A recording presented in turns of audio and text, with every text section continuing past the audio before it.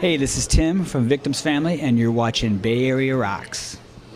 You're watching Bay Area Rocks, and I'm here with the drummer of Victims Family. Go ahead and introduce yourself.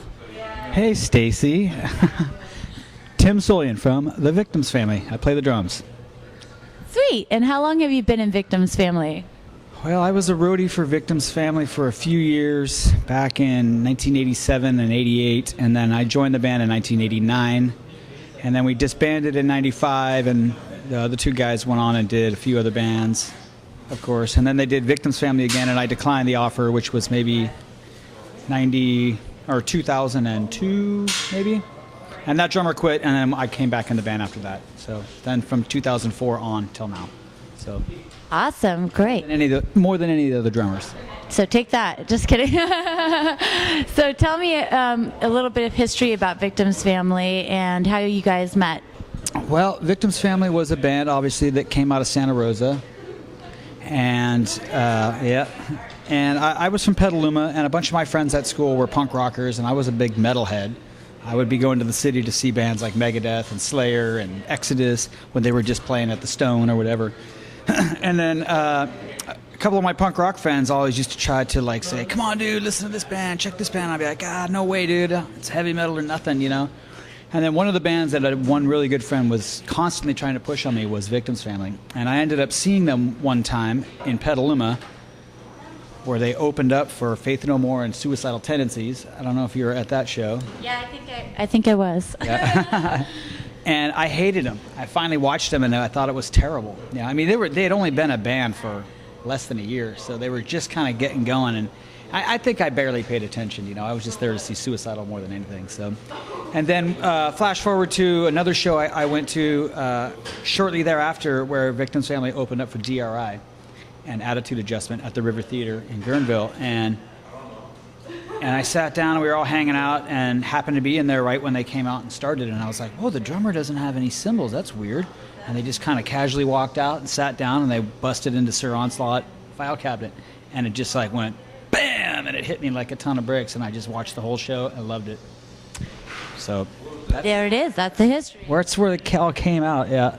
And then eventually, befriended them, seeing them at parties and at shows, and started like just becoming an Uber fan, and then started helping them set their stuff up, became the roadie, and then, eventually became the drummer.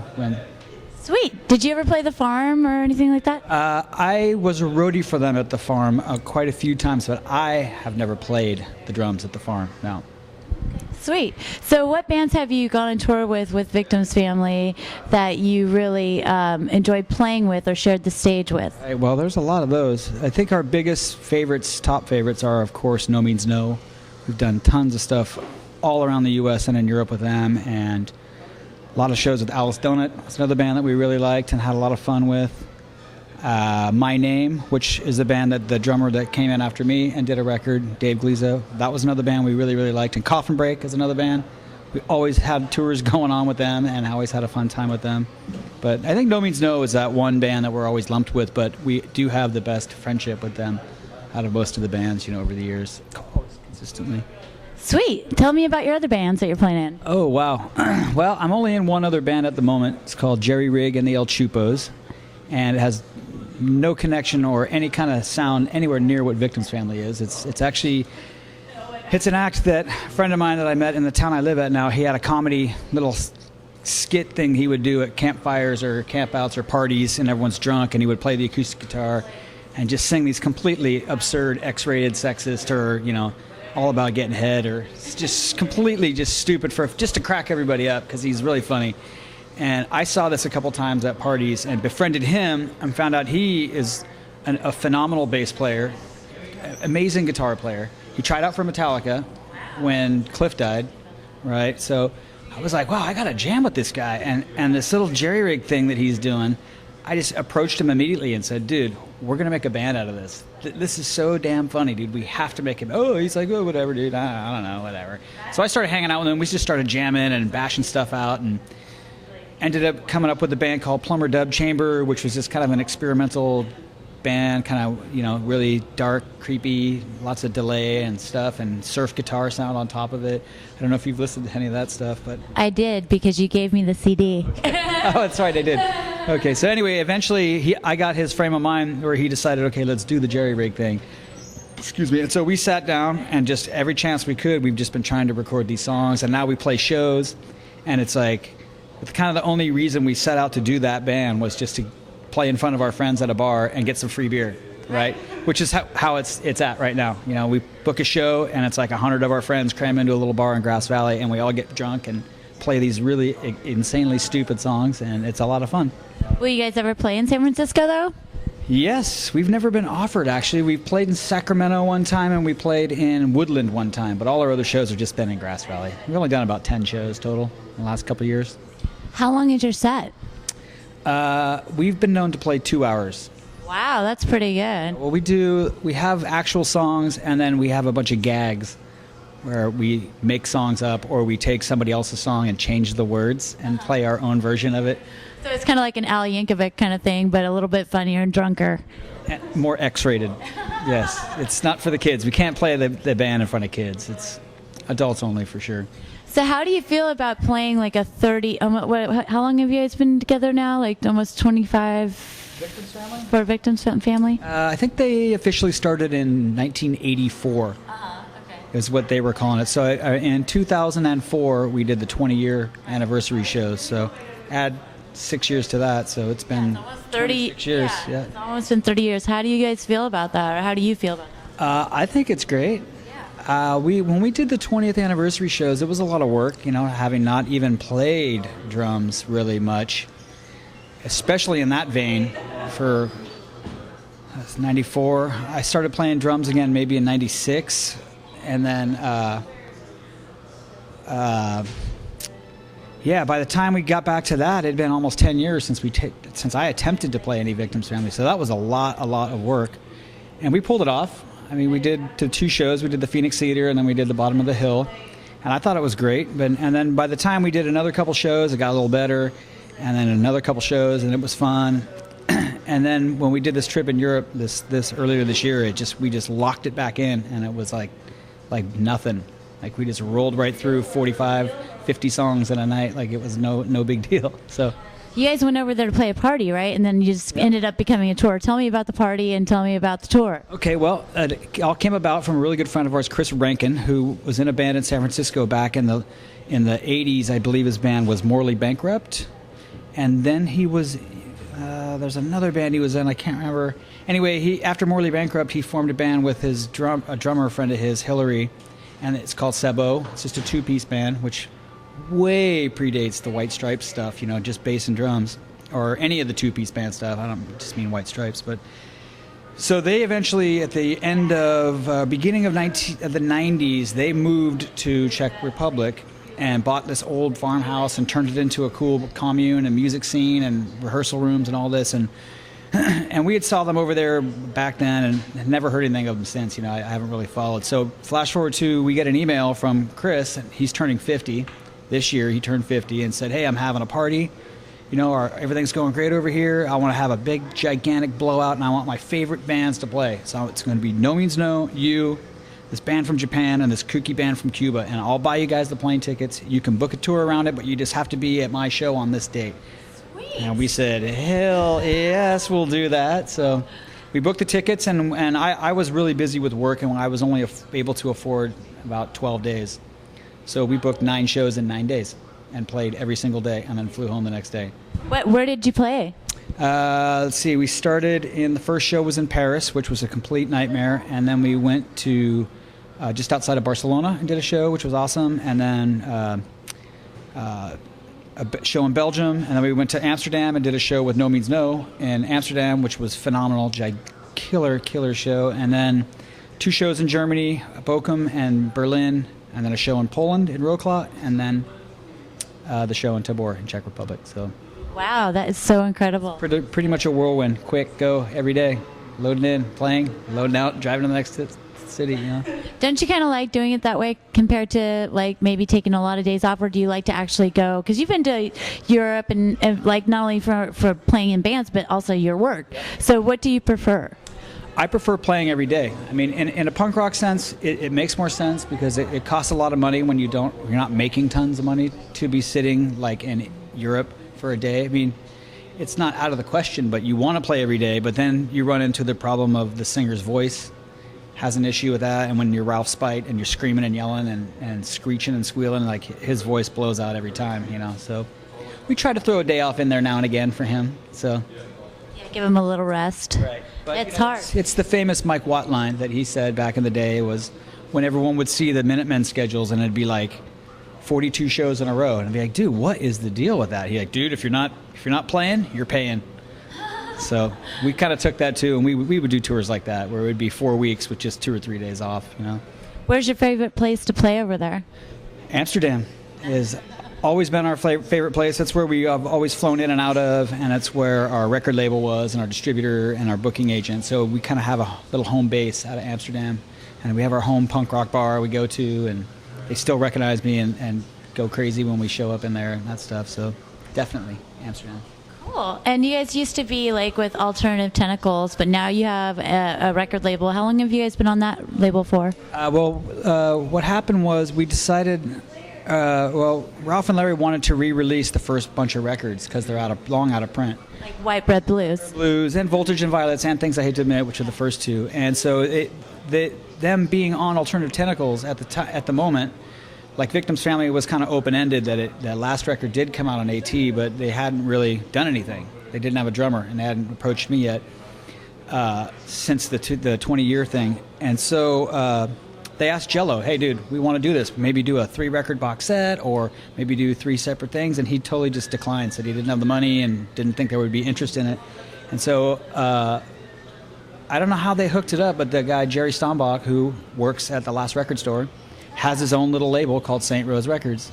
And so maybe Ralph asked him or something, but he was like more than happy to say, hell yeah, I'll do that. So he came out with the money, and I think Larry went and remastered it because he was the only one around that was available to do it. And then we repressed it onto blue vinyl again. Sweet. I know. I want to get a copy of that. I saw that, and it's just definitely one of the records that you should get is White Bread Blues and all the rest of them too. But definitely with the marbled, it's like marbled, Yep. isn't it? Yep. Like a marbled vinyl. So that's definitely special. Yeah, when the album originally came out, Ruth Schwartz at Mordam Records, which originally told the guy at the pressing plant, hey, can you do something special for me? Can you just do like 100 in blue vinyl and then just do the rest in black? And she did. And I still have a couple of those original ones. So when we had told Jerry about that story, he's like, oh, then we're definitely doing blue vinyl for sure. That's cool. So that's why they're blue. Okay, cool. So tell me, like, you guys might go to Europe. You're not sure. You have something on your website saying that you're maybe thinking about it. Yeah, well, we got offered by a guy in France to book us a tour, and kind of having it on. It's gotten a lot longer than I was allowed to do, so we're not sure we really want to do it. There's a possibility we might push it to a little later to make it more work with what we have going on in our lives, but yeah, there definitely is plans to go back to Europe for sure and do more and not just do quick 9 shows and leave. Try to put in at least 2.5, 3 weeks of shows playing almost every day. So. Well, tell me about the new music you guys are writing. Well, the new music is at the point where we've got 2 jams that we've worked on. And it was one rehearsal. Is the only time we've had a chance. And Ralph had this really kooky song, and we worked that up and all got stoked and kind of got working on it. And then Larry had this other kooky jam, and we worked on that, and we all enjoyed it. But we haven't really had much chance to work on any of that. It's been trying to get the show together, And I've been gone. My work has had me out of town since May. I flew right from Europe straight to work in LA, and I have seriously barely been around with any free time. So now all of a sudden I've got free time. We booked a show. We're going to try to book some more shows around the Bay Area and Sweet. Get to writing. And the plan is to get out at least an EP to go to Europe next time I go over there. We want to have something new, Yeah. Do you have any ideas of what the EP might be called? No. We have barely got the beginning and the ending of 2 songs, so. Okay. Just want to know. Tile right now, very, very just starting. We're talking about it every time we've been getting together this last month. It's been like we got to get on this stuff, but then it's like, oh shit, can't just play the same set list we played earlier this year. So then we had to work up 10 or so new old songs to spice up the set list with something new. So Yeah, you're playing like 20 songs tonight. Is that right? we're going to be playing 40 songs. 40 songs. 40 songs. Oh my God. How do you get the stamina to do that? I don't know. And being that I'm now 42, it's getting harder and harder. So, but for some reason, once we get a few rehearsals in, you just kind of lock into it, you know? Yeah. I mean, I don't know. Seriously. How does Dave Lombardo do a Slayer set? I don't know. You know? I don't know either, but I mean, everybody, you do it well, and I know you do it well, so I can't wait to see all the 40 songs. 40 songs! We're so lucky. Cool. So tell me about, when is Jerry Riggs in the Chupas gonna play? Chupas, well, we have a gig in January. I mean, we book those gigs so infrequently because of my schedule, but I'm going to be home a lot more this year. So we're going to try to do more, and we're going to try to get the CD together. Get all these songs. They're unmastered. They're all kind of semi-mixed, so they're all the volumes. It needs attention, and I haven't had time. So, but we have about 7 songs recorded, and we have about at least 10 more we could do that we're going to try to get together and put it out. Hopefully this year. Do you have a name for that album? That album has not been named yet either. No, because the songs have names, and that's about it. We haven't really got to that point yet, you know. Well, I most definitely need the first copy. You will get one of the first copies. I'll have Jerry sign it for you too. Oh, thank you, and you too. Okay. And also, let's talk about what your favorite song is that you play with Victim's Family.